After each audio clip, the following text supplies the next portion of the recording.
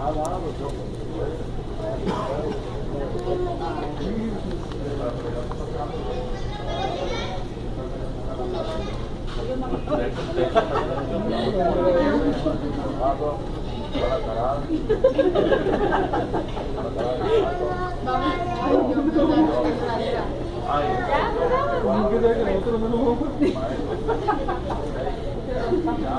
ver, así no va la mochila.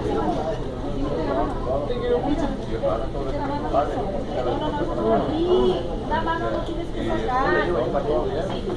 Ya, hasta ahí. Le da la pauta. Yo no voy a ir,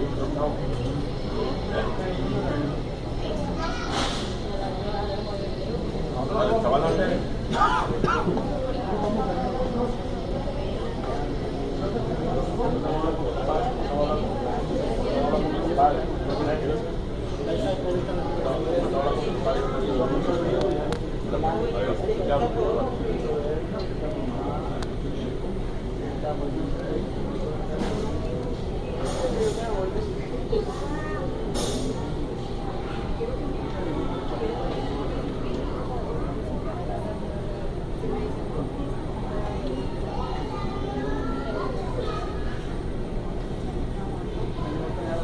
¿Ya? Están abordando esto. Ese es el anaranjado. A ver, pasado primero. Parece que ya pasó. Sí, ya lo pasó. Allá va, mira. Ya no va pues. Ah, sí. A ver. No va pues, no lleva la bolsa. Bueno.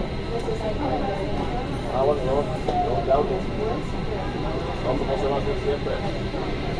No está nadie. No está nadie. Entonces sí, pero le dije yo, no dejarlo así. Acá arriba no la vi. Porque después yo estaba trabajando. Me dijo que estaba, señora, le dije, estaba trabajando. Estaba trabajando.